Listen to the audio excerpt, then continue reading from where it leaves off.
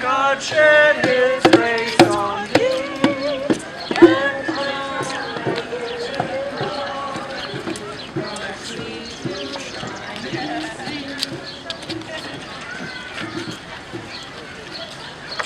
Mama, mama, can't you see? Mama, mama, can't you see? What these guns have done to me.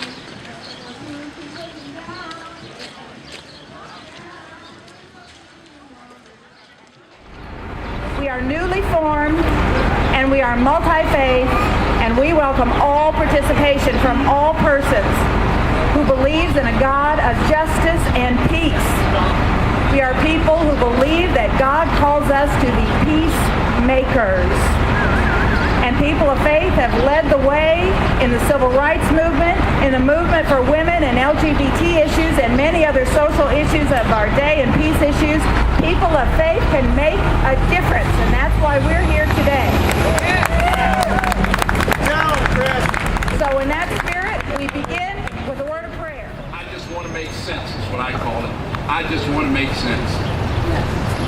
House Bill 31 would say that if you have a gun, then if you think or have a possibility of a child having access to that gun, then it is your responsibility to put a trigger lock, a storage on it so they can't get a hold to it. Yes. Just want to make sense.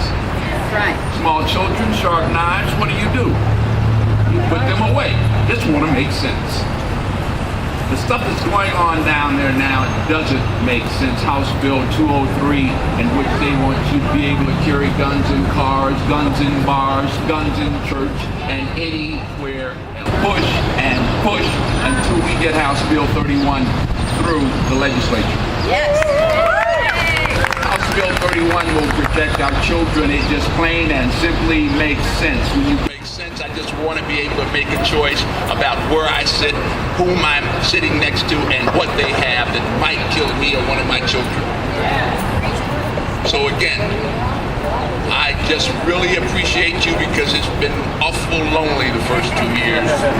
They say you're going to author what? Anti-gun? Do you know where you're at? Yes, I do.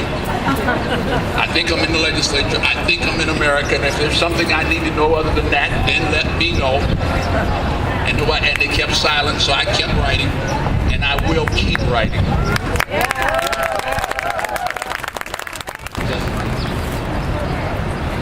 All around me now. I want to say thank you.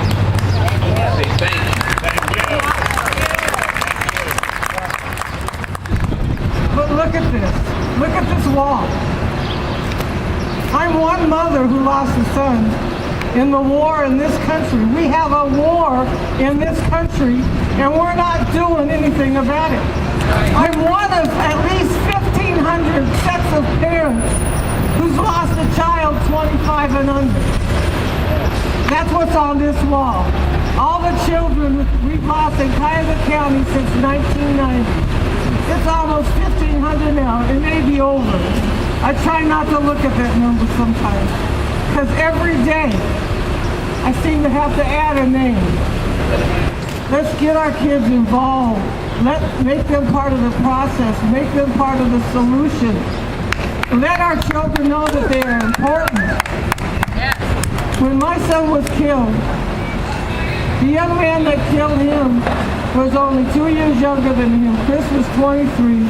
Juwan Gardner was 21. They both looked an awful lot alike.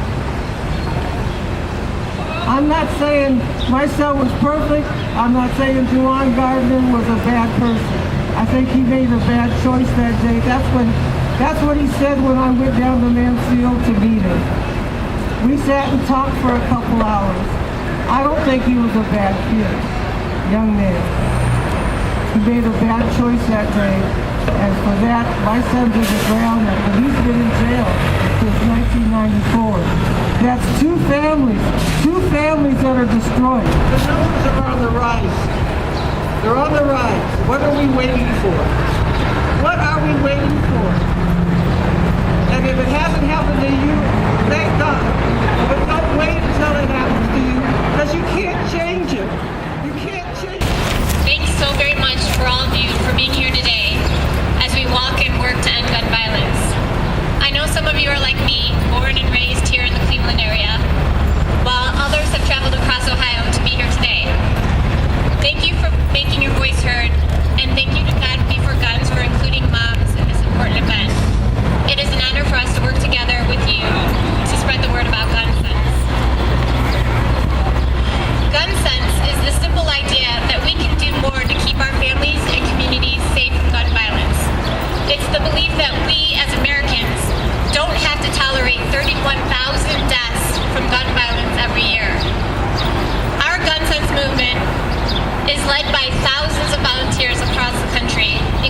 moms, dads, survivors, gun owners, faith leaders, law enforcement, and concerned community members across the political spectrum. Our movement will make gun violence prevention an election issue this year, and we aim to get 1 million voters to elect better leaders and form a counterweight to the Washington gun lobby. Thanks again for having us. Happy Mother's Day. My 16-year-old just had a birthday and he wanted to buy some polo boots. So dropped them off. 10 minutes later, I received a phone call that they had gotten shot. Both of them. 5 days later, my 17-year-old, Brandon Young, died. I was sitting here and I heard somebody say guns don't kill, people do. And it infuriated me. People do kill, but if that person had not have had a gun, That's right. my son, both of my children, would be standing here with me today. That's right. The person who killed my son, he's in jail now. He's doing 39 to life.